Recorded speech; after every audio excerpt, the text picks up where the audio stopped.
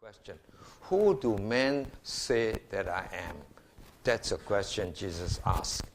So I want to introduce you, first of all, to the first thing. What are some of the recorded words of people who saw Jesus? What did they say about him? Maybe I will introduce you to the first one, which is the company commander, the soldier officer in charge of the crucifixion of Jesus. So maybe I introduce him first. And this man, in the English word, we call him a centurion. It simply means he's a commander of 100 troops. Now, when he was observing the crucifixion, at the end of the crucifixion, when Jesus died, he said something. He said, "Truly, this is the Son of God." This is not a religious man, but something that stirred in him that he saw about Jesus, and he proclaimed, "This is truly the Son of God." How did he come to this conclusion? What was he seeing then that caused him to make such a proclamation about Jesus, that he's the Son of God?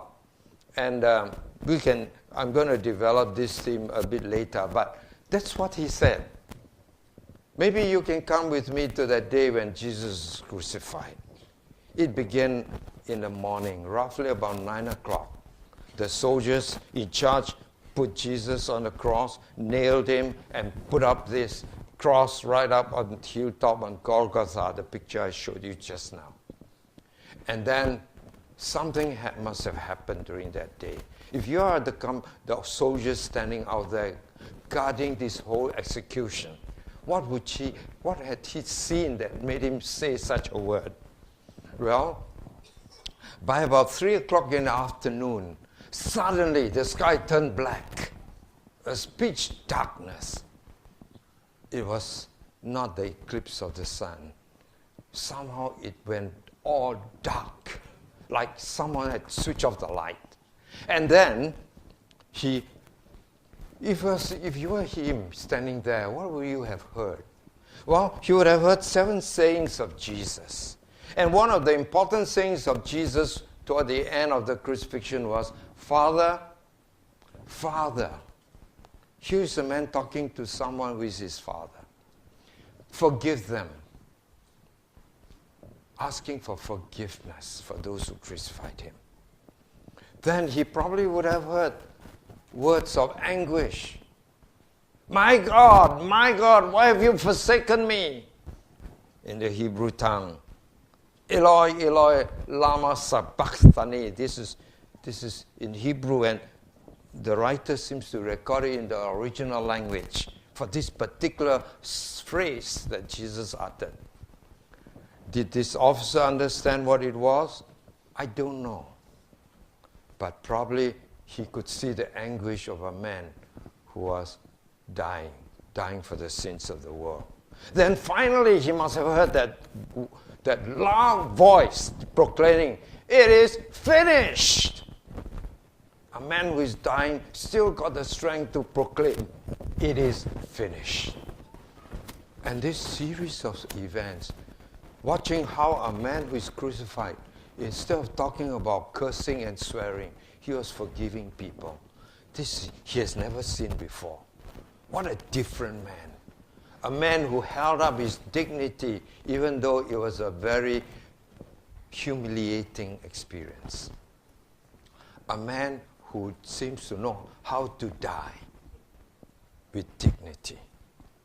It just touched this commander's heart, and he proclaimed, "Truly, this is the Son of God." Now, these are kind of proclamations you don't hear every day. In fact, we never hear this kind of proclamation at all. It is always something else, not the Son of God.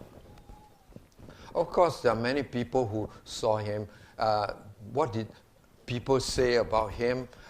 people who are sick, lepers, blind, those who are having demonized. Well, what do they say?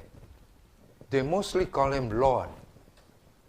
One blind man, they call him Son of David, because a Jew knows that the Messiah will descend from the lineage of David. And then, what did a demonized man say? You know, demonized, this man was being possessed by a demon. So on that day when Jesus met this man who was highly demonized, he was so badly demonized that nobody could control him. In fact, they tried to bind him with chains, but the chains was just broken by some supernatural forces. And this man was living among the tombs, completely naked, because he just was living by himself. And when this demonized man saw Jesus, what did he say?